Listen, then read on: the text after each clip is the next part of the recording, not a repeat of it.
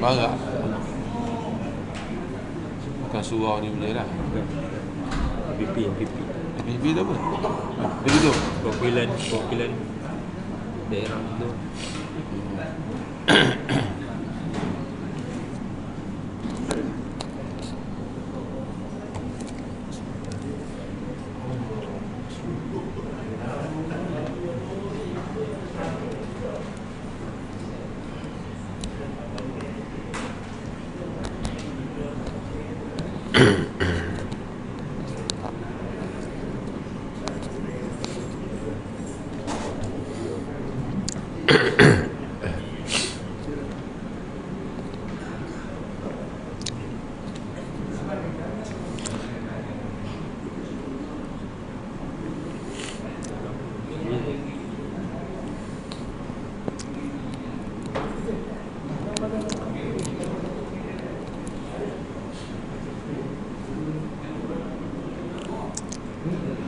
Assalamualaikum warahmatullahi wabarakatuh.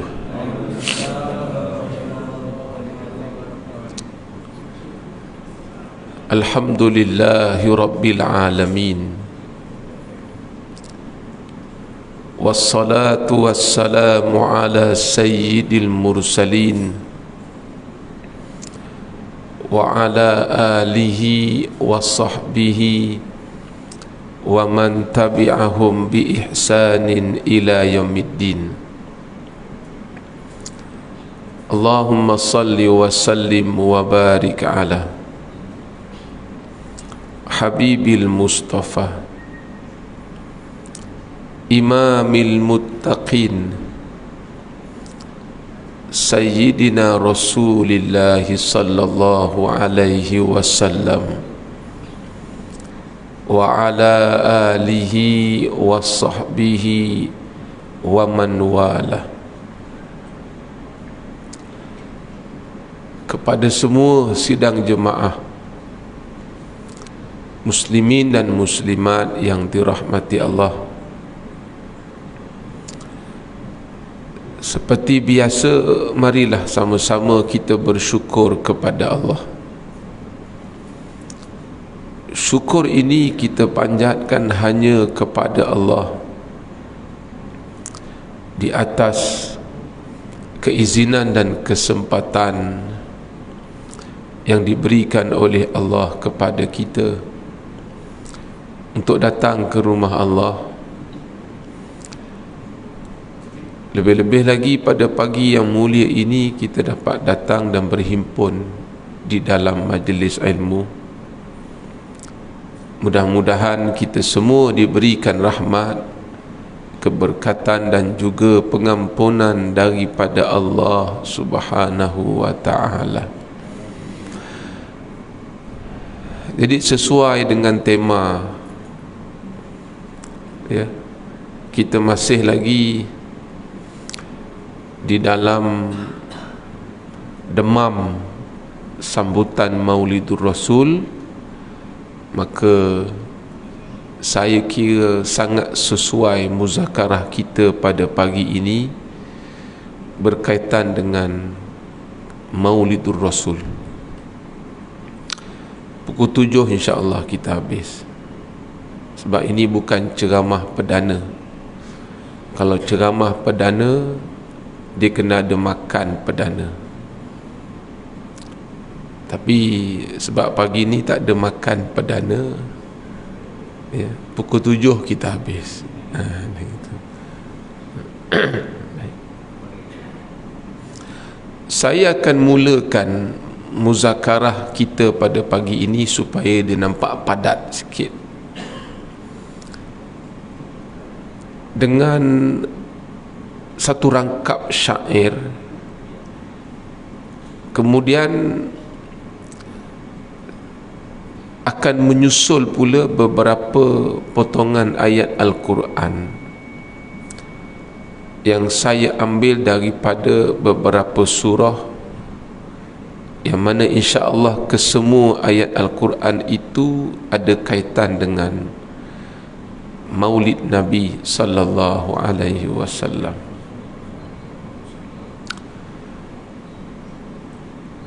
Saya mulakan muzakarah kita pada pagi ini dengan penggunaan mana satu kalimat yang betul. Sama ada kita menggunakan kalimat maulid ataupun kalimat maulud.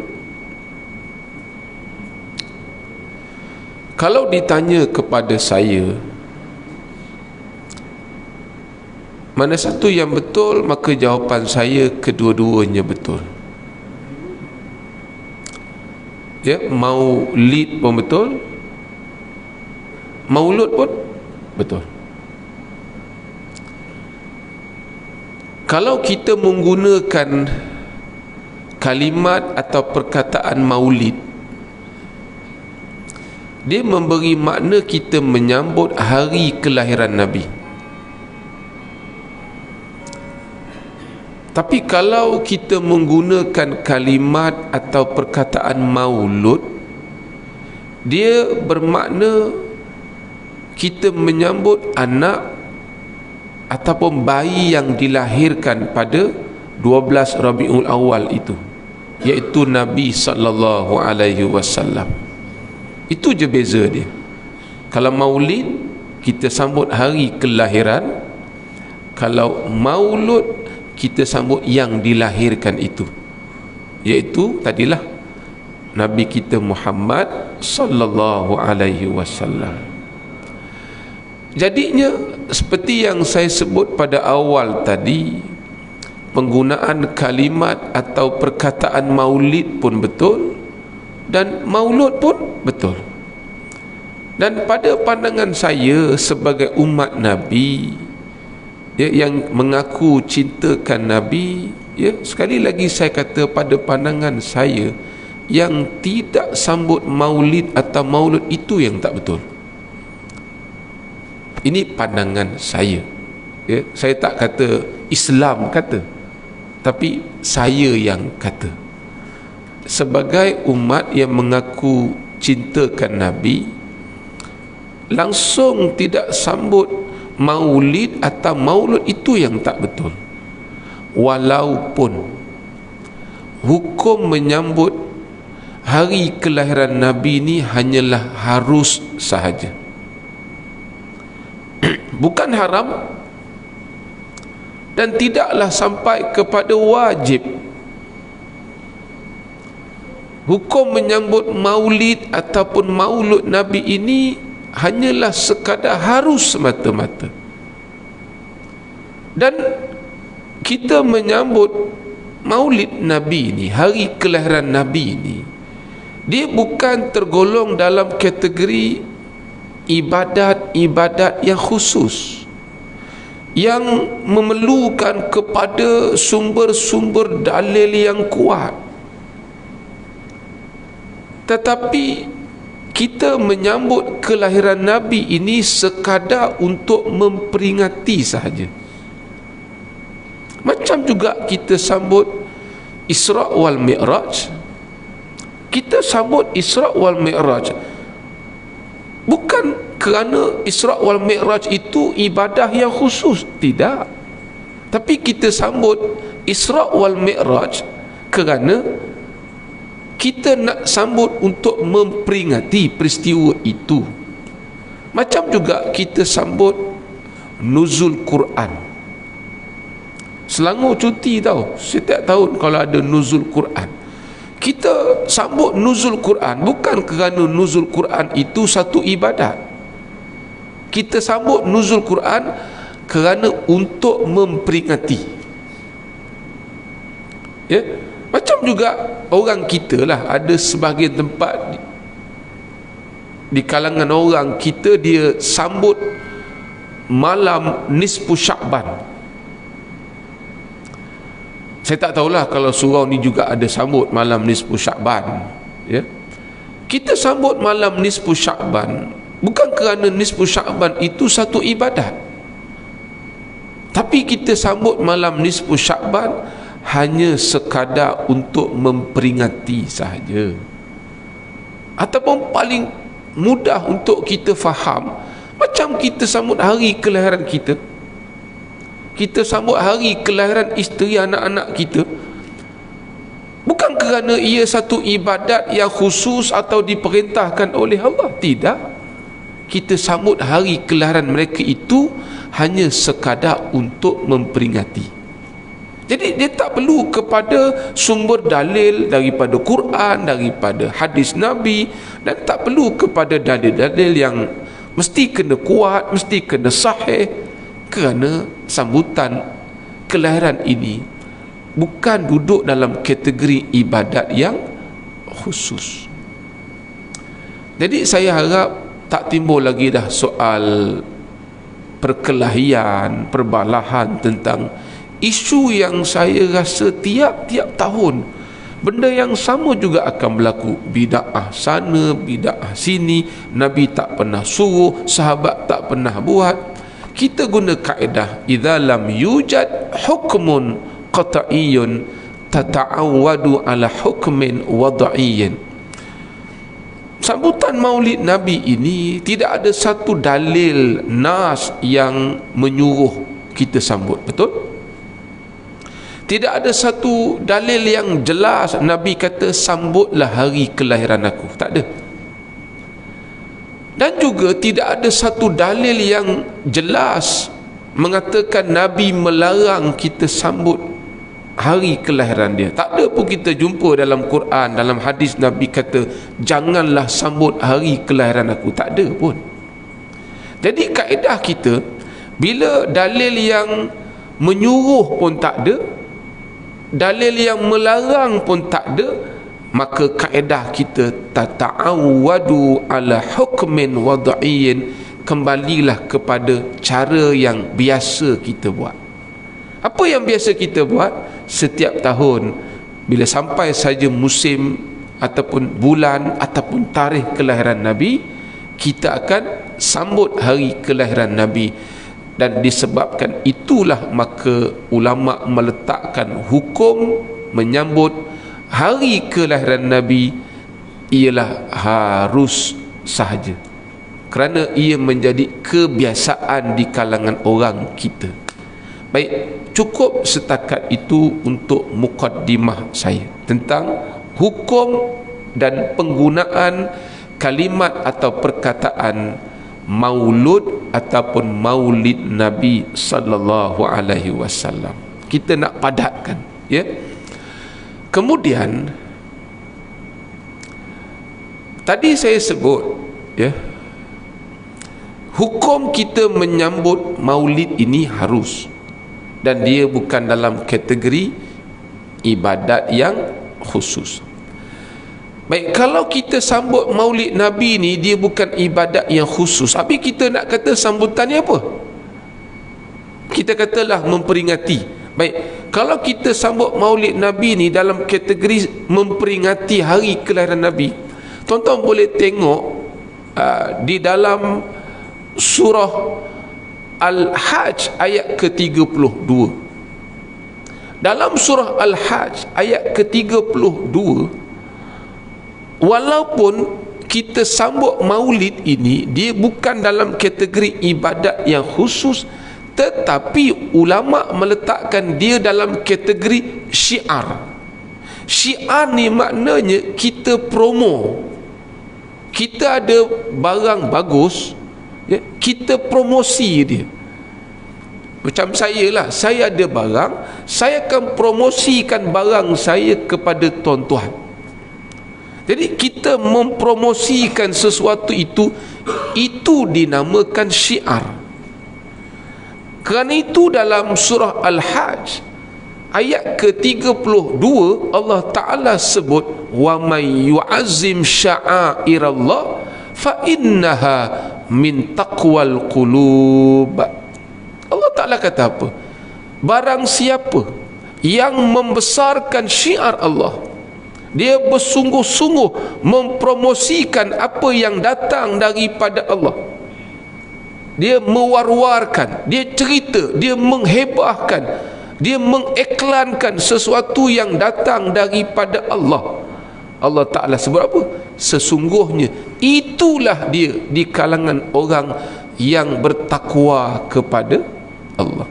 Kita nak kenal, kita nak tengok orang yang bertakwa kepada Allah, orang yang selalu mempromosikan apa yang datang daripada Allah. Rasulullah datang daripada Allah. Dengan izin Allah, Allah datangkan Rasulullah untuk kita manusia. Maka tugas kita mensyiarkan maulid Nabi sallallahu alaihi wasallam. Jadi bila kita mensyiarkan, hari ni tuan-tuan dengar kata berarak kan, perarakan. Kita syiarkan, bagi tahu kepada masyarakat umum, hari ini hari kelahiran Nabi. Kita bagi tahu kepada masyarakat umum, kami orang Islam, kami ada Nabi kami sendiri. Ini orang panggil syiar. Bila tuan-tuan mensyiarkan apa yang datang daripada Allah, Allah Ta'ala bagi tahu, fa innaha min taqwal qulub, sesungguhnya inilah dia ciri-ciri orang yang bertakwa kepada Allah. Jadi pegang ayat surah Al-Hajj ayat yang ke-32. Baik. Kemudian saya terjumpa di dalam satu kitab. Kitab ini berjudul Syamsul Ma'arif. Saya rasa mungkin maklumat ini mungkin tuan-tuan tak biasa dengar daripada tok-tok guru. Sebab maklumat ini dia duduk dalam kitab. Kitab ini berjudul Syamsul Ma'arif. Dia menceritakan tentang hal ehwal bintang, bulan dan matahari. Dalam kitab ini dia menyebut mengenai jumlah bilangan bintang yang berada di cakrawala. Rupa-rupanya Allah Ta'ala telah menjadikan ribuan bilangan bintang yang berada di sana, di cakrawala. Dan apa yang menariknya, walaupun bilangan bintang itu terlalu banyak, tetapi sehingga kini belum pernah pun kita dengar walau sekali bintang bertembung sesama mereka. Orang kita kata aksiden lah, belum pernah berlaku. Mengapa tak pernah berlaku? Satu sebab, kerana bintang itu Allah Ta'ala yang cipta dan Allah Ta'ala juga yang mentadbir dia. Kerana itu bintang walaupun jumlahnya terlalu banyak, tapi mereka tak pernah bertembung sesama sendiri. Berbeza dengan kita manusia. Kita manusia buat kereta, kita jual dan kita biarkan kereta tu, kita tak takbir dia, kan? Allah Ta'ala dia lah, Allah Ta'ala dia jadikan bintang dan dia takbir bintang. Jadi mak, kerana itu bintang tak pernah bertembung sesama sendiri. Dan dalam kitab ini kata, dalam ribuan bintang ada satu bintang yang kedudukan dia paling tinggi daripada semua bintang. Dia bukan saja bintang yang paling tinggi daripada semua bintang, bahkan dalam kitab itu menyebut itulah juga satu-satunya bintang yang dimuliakan oleh Allah. Nama bintang itu disebut dalam kitab ini ialah bintang Suraya. Ya, orang yang bernama bintang, orang yang bernama Suraya ni sebenarnya nama bintang. Jadi dalam kitab itu menyebut bintang Suraya lah bintang yang paling tinggi daripada semua bintang, dan dia jugalah satu-satunya bintang yang diberi kemuliaan oleh Allah. Ya, jadinya disebabkan bintang itu yang paling tinggi dan yang paling mulia, maka pujangga Arab telah mengarang satu syair yang berkaitan dengan bintang. Ya. Kata pujangga Arab, kun rajulan rijlahu fis sarah, hammatun himmatuhu fis suraya. Jadilah kamu seorang manusia, kata syair ini. Kalau seorang cikgu, dia boleh gunakan syair ini untuk kata-kata semangat pada pelajar dia. Dia kata, kun rajulan rijlahu fis sarah, jadilah kamu seorang manusia walaupun kaki kamu terbenam di dalam lumpur, hammatun himmatuhu fis suraya, namun cita-cita kamu tetap tinggi seperti mana tingginya bintang suraya. Nampak Prof? Walaupun kaki kamu terbenam di dalam lumpur, namun cita-cita kamu tinggi seperti mana tingginya bintang suraya. Jadi datang soalan, kenapa bintang ini diberi kemuliaan oleh Allah sehingga pujangga Arab mengarang satu rangkap syair untuk dia? Bila kita selak buka dalam kitab, rupa-rupanya bintang suraya inilah satu-satunya bintang yang berkelip-kelip menyambut hari kelahiran Nabi pada tanggal 12 Rabiul Awal, pada waktu malam sebelum masuknya waktu subuh. Semua bintang tidak berkelip-kelip pada ketika itu, melainkan hanya bintang suraya saja yang berkelip-kelip, sebagai tanda dia juga menyambut Maulid Nabi sallallahu alaihi wasallam. Jadi tuan-tuan, kalau bintang diberi kemuliaan oleh Allah kerana menyambut Maulid Nabi, takkan kita manusia tidak dimuliakan oleh Allah jika kita sambut Maulid Nabi sallallahu alaihi wasallam. Kan itu saya sebut tadi. Maulud pun betul, Maulid pun betul. Kerana yang penting bukan maulud, bukan maulid. Yang penting kita sambut.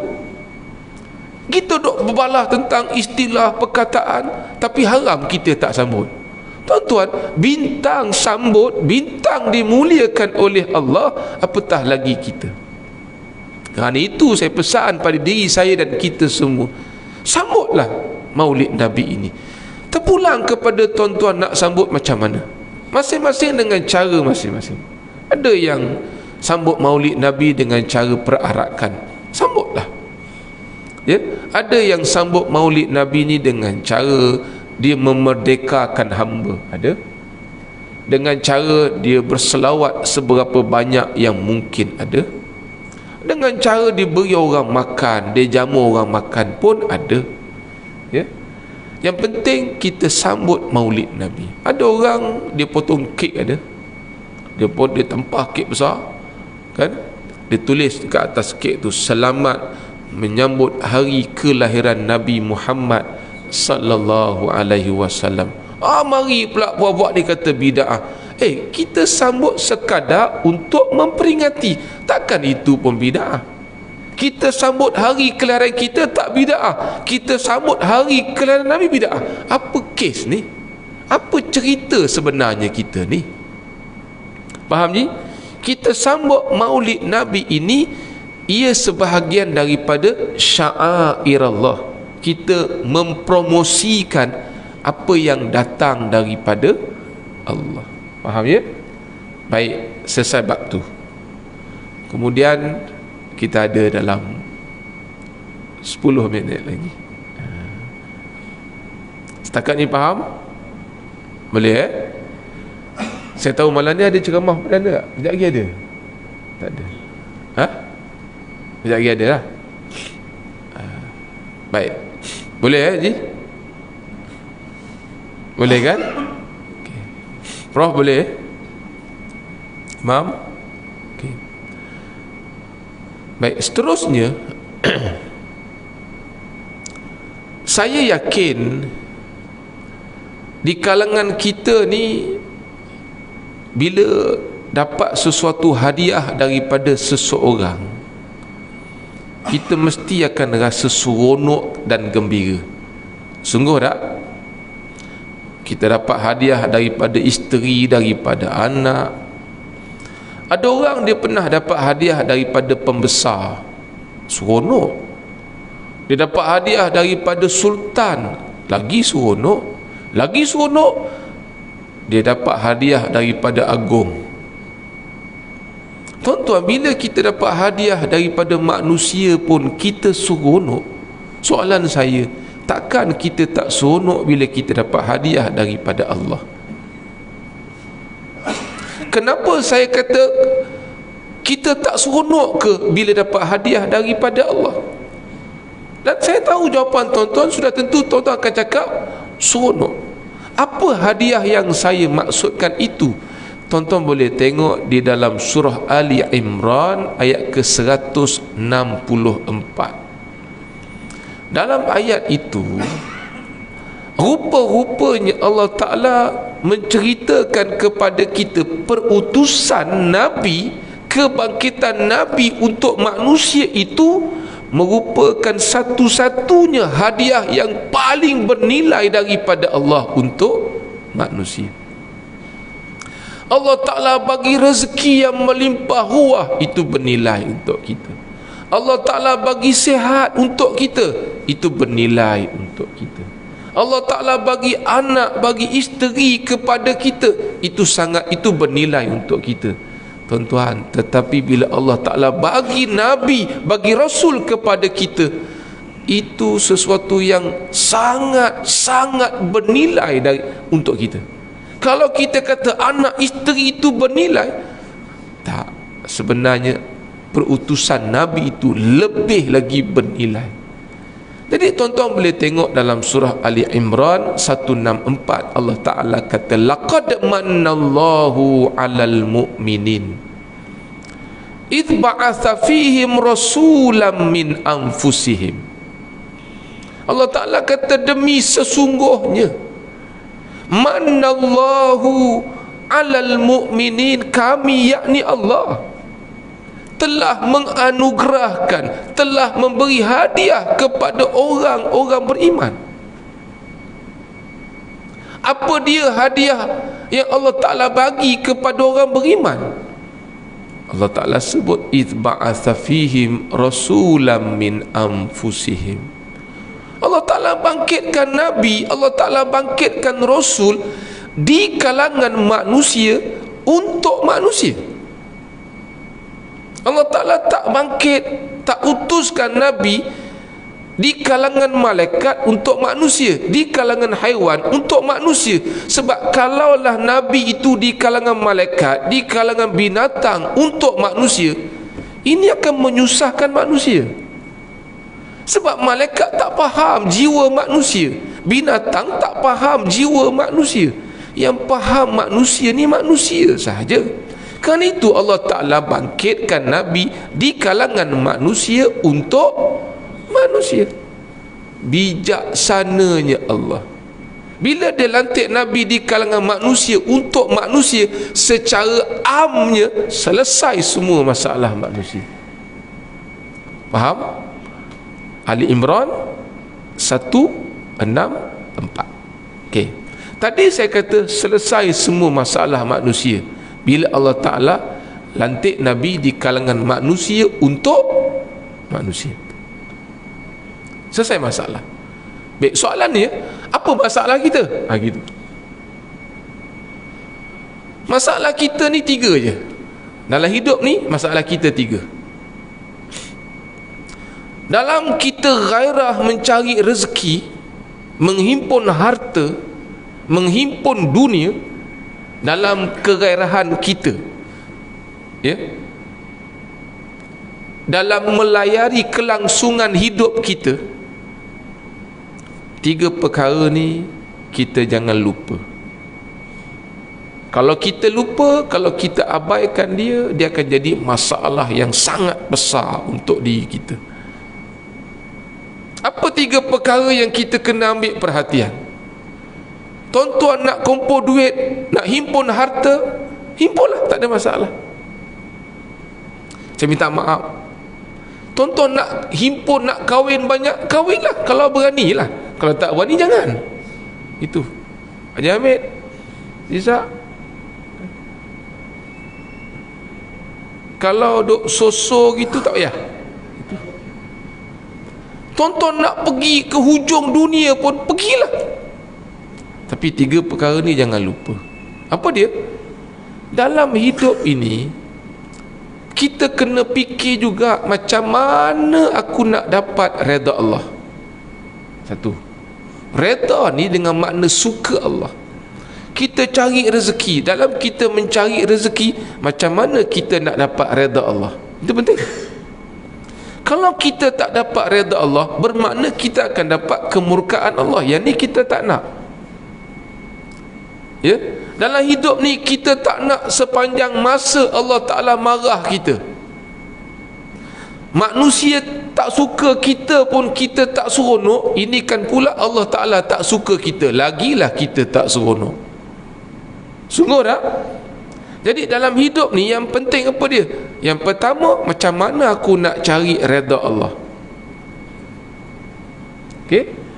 Yang kedua, dalam hidup ni kita kena fikir macam mana aku nak berjaya dunia akhirat. Tak cukup sekadar dunia, akhirat kita gagal. Tak mau. Dekat dunia kita beruntung, dekat akhirat kita rugi. Kita tak mau begitu. Kalau boleh dunia pun kita berjaya, dunia kita beruntung, akhirat kita berjaya, akhirat kita pun beruntung. Ini yang kita nak. Yang ketiga, kita kena fikir dalam hidup ni macam mana aku nak selesaikan masalah aku ni yang selalu sangat lupa Allah. Kadang-kadang tu keluar rumah, doa pun tak baca. Kadang-kadang tu makan, doa pun terlupa nak baca. Yang herannya lepas baru teringat Allah, doa, makan tak baca tadi. Bukan sekali, selalu pula tu Haji Hamid. Bukan tak sengaja, tak sengaja apa ke benda kalau dah hari-hari. Itu. Jadi ini masalah kita. Masalah kita kena fikir macam mana aku nak selesaikan masalah aku ni yang selalu sangat lupa Allah. Baik, 3 masalah ni boleh selesai. Cara dia tuan-tuan tengok dalam surah Al-Ahzab ayat ke-21. Macam mana nak dapat redha Allah, macam mana nak berjaya dunia akhirat, macam mana kita nak ingat Allah seberapa banyak yang mungkin masalah ini selesai bila Allah Ta'ala turunkan surah Al-Ahzab ayat ke-21. Allah Ta'ala kata, laqad kana lakum fi rasulillahi uswatun hasanah liman kana yarjullaha wal yawmal akhir wa dzakarallaha katsira. Kalau kamu nak redha Allah, kamu nak berjaya dunia akhirat, kamu nak ingat Allah seberapa banyak yang mungkin, boleh, tapi dengan syarat kamu kena jadikan Rasulullah itu sebagai idola. Kamu kena jadikan Rasulullah itu sebagai contoh ikutan untuk diri kamu. Selagi kita tidak menjadikan Rasulullah sebagai contoh ikutan kita, selagi itu jangan kita mimpi nak dapat redha Allah. Selagi itu jangan kita mimpi nak berjaya di akhirat. Dunia mungkin, akhirat belum tentu. Selagi kita belum jadikan Rasulullah sebagai contoh ikutan kita, jangan harap kita boleh ingat Allah seberapa banyak yang mungkin. Kita makan, kalau bukan sunnah Nabi yang kita ikut, kita nak ikut sunnah siapa?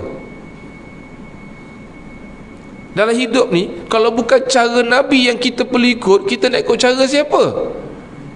Keluar rumah, Nabi ajar kaki mana, apa bacaan dia. Naik kereta, naik kenderaan, apa doa kita kena baca. Sungguh tak? Faham? Kita nak makan, apa doa kita baca. Lepas makan, apa doa kita kena baca. Nak minum, apa saja kita nak buat, semua diajar oleh Nabi. Sebab tu saya kata, selagi kita tak ikut cara Nabi, selagi itu masalah kita takkan selesai. Kita nak jadi orang baik, tapi kita jadikan selain daripada Nabi sebagai contoh idola kita. Tak betul. Sikit-sikit kita bagi contoh ahli sukan, sikit-sikit bagi contoh artis. Kenapa kita tak bagi contoh Nabi? Tapi kita duk fikir, duk pening macam mana kita nak selesaikan masalah anak muda. Tapi kita jauhkan anak muda daripada cinta kepada Nabi sallallahu alaihi wasallam. Ini tak betul. Kerana itu Al-Ahzab ayat ke-21 sebagai jawapan untuk selesaikan 3 masalah manusia tadi. Redha Allah, berjaya dunia akhirat, dan macam mana kita nak ingat Allah seberapa banyak yang mungkin. Dan sebagai penutup, bukan salah saya, salah hampa sebab set jam pukul 7. Sebagai penutup, saya dan termasuk kita semua, saya yakin ini semua jenis suka menyimpan duit ni. Daripada muda, daripada budak, kita dah belajar menyimpan duit. Sungguh tak? Kita simpan duit. Bukan salah kita simpan duit, tapi niat tu kena betul. Simpanlah duit, senang. Nanti dah tua sakit, senang. Betul, dah tua sakit, betul. Simpan je. Simpan duit, senang. Nanti kita nak pakai, kan senang. Dia tak ada cerita lain. Simpan. Kau kena simpan. Nanti dah tua-tua, bila sakit, senang. Kenapa mesti nak guna perkataan sakit? Sepatutnya kita kata simpan, sebab nanti belakang hari senang. Itu dah lah. Jangan kita sebut perkataan sakit, nanti sakit betul. Di sana saya yakin ada di kalangan kita yang suka menyimpan duit, dan bila hari-hari dia tengok duit dia semakin bertambah, dia akan rasa seronok.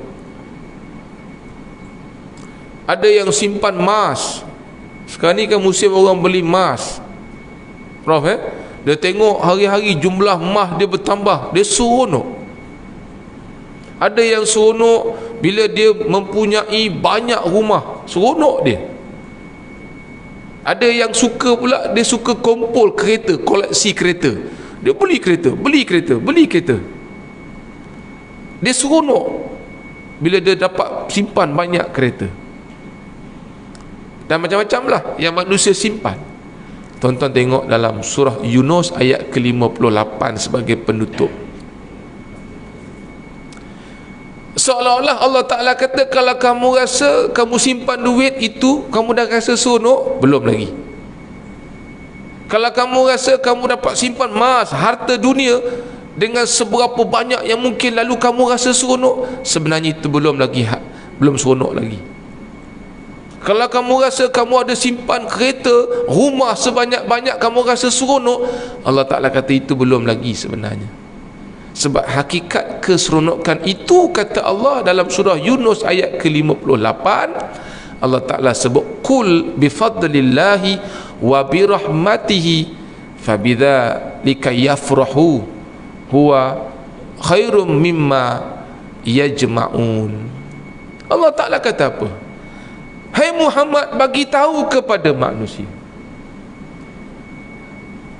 dengan sebab limpah kurnia akulah, dengan sebab kasih sayang aku kepada manusia lah, maka aku bangkitkan kamu untuk manusia. Aku utuskan kamu untuk manusia.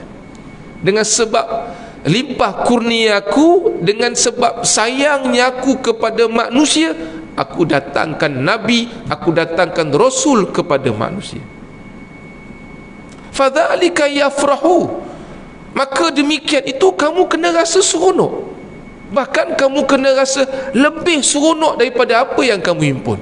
Sebab Allah Ta'ala kata, bila Allah Ta'ala datangkan Nabi, datangkan Rasul untuk manusia, huwa, Nabi itu, khairum mimma yajma'un, dengan kedatangan Nabi itu sebenarnya ia lebih baik daripada apa yang kita himpun dekat dunia ni. Tuan-tuan, kalau tak ada Nabi, manusia dekat atas bumi ni jahat. habis duit kita dicuri nanti. Tara-tara ada Nabi pun pencuri ramai, bayangkan kalau tak ada Nabi, lagi ramai. Tuan-tuan, kalau tak ada Nabi, orang perempuan akan jadi hamba nafsu kepada lelaki. Kalau tak ada Nabi, kita semua manusia ni saling bergaduh sesama kita. Wa in kanu min qablu la fi dhalalim mubin. Kalau tak ada Nabi, kita ni sentiasa dalam kesesatan. Tuan-tuan, kalau dalam hidup ni kita bergaduh je, seronok ke? Duit banyak tapi bergaduh, seronok ke? Mam. Duit banyak tapi dengan adik-beradik berbalah, seronok ke? Tak seronok. Badan sihat tapi bermusuhan dengan orang, seronok ke hidup ni? Kita hidup berjiran, orang ni kita gaduh, orang tu kita gaduh, kawan ni kita gaduh, seronok ke hidup berjiran macam ni? Tak seronok. Kerana itu Allah Ta'ala kata, apa yang ada pada kamu ni, walaupun kamu dah rasa seronok, sebenarnya belum lagi. Sebab keseronokan yang kamu rasa sekarang ini sebenarnya tak sama dengan keseronokan bila kamu diberikan oleh Allah seorang Nabi dan seorang Rasul. Oleh itu, sebagai orang beriman, sebagai orang yang mengaku menjadi umat Nabi, kita kena rasa lebih seronok bila Allah Ta'ala utuskan Nabi untuk kita. Dan bila Allah Ta'ala lantik Nabi, utuskan Nabi untuk kita, tadi saya sebut, selesai masalah 3 perkara ni. Macam mana nak dapat redha Allah, macam mana nak berjaya dunia akhirat, dan macam mana kita nak selesaikan masalah kita yang selalu sangat lupa kepada Allah. Boleh Jadi penutup saya tadi surah Yunus ayat ke-58. Jadi sebagai tanda tuan-tuan seronok dengan kedatangan kelahiran Nabi, hari ni kita barak sallallahu ala Muhammad. Nabi tak suruh pun, tapi sebab kita seronok. Tuan-tuan, kalau dekat tanah Arab, kalau dekat Mesir, musim-musim maulid ni, sana di tempat kita ni barak kan. Biarlah orang apalah buang masa. Ini ciri-ciri orang bertakwa tak ada pada orang ni. Tapi ciri-ciri orang bertakwa, sekurang-kurangnya Haji Amir kita tak larat nak berjalan, ada perarakan tu lalu dekat depan rumah kita, kita beri depan pagar. Gitulah macam mana kita hormat lagu Negaraku tu kan? Macam tu bila kita dengar orang bersolawat, kita tegak. Pasal apa? Pasal kita seronok dengan kedatangan Nabi. Sebab tu kita sambut dia. Bila kita sambut dia, Allah Ta'ala kata fa innaha min taqwal qulub. Sebenarnya itulah dia ciri-ciri orang yang bertakwa kepada Allah. Jadi saya rasa cukup setakat ini perkongsian ringkas kita tentang Maulid Nabi sallallahu alaihi wasallam. Mudah-mudahan dia memberi pengajaran dan memberi manfaat kepada kita. Wallahu alam. Kita tangguh muzakarah kita pada pagi ini dengan tasbih kafarah dan suratul asr. Subhanakallahumma wa bihamdika asyhadu an la ilaha illa anta astaghfiruka wa atubu ilaik. Bismillahirrahmanirrahim. Wal 'asri innal insana lafi khusr illa alladhina amanu wa 'amilus solihat wa tawasaw bil haqq wa tawasaw bis sabr. Bismillahirrahmanirrahim. Alhamdulillah rabbil alamin. Wassalatu wassalamu ala sayyidil mursalin wa ala alihi wa sahbihi ajma'in. Allahumma zidna ilman nafi'ah. Allahumma ja'al jam'ana hadha jam'an marhuma wa tafarruqana min ba'dihi tafarruqan ma'suma. Rabbana atina fid dunya hasanah wa fil akhirati hasanah wa qina adhaban nar. Wa sallallahu ala sayyidina Muhammad wa ala alihi wa sahbihi wa sallam. Walhamdulillah rabbil alamin. Taqabbalallahu minkum.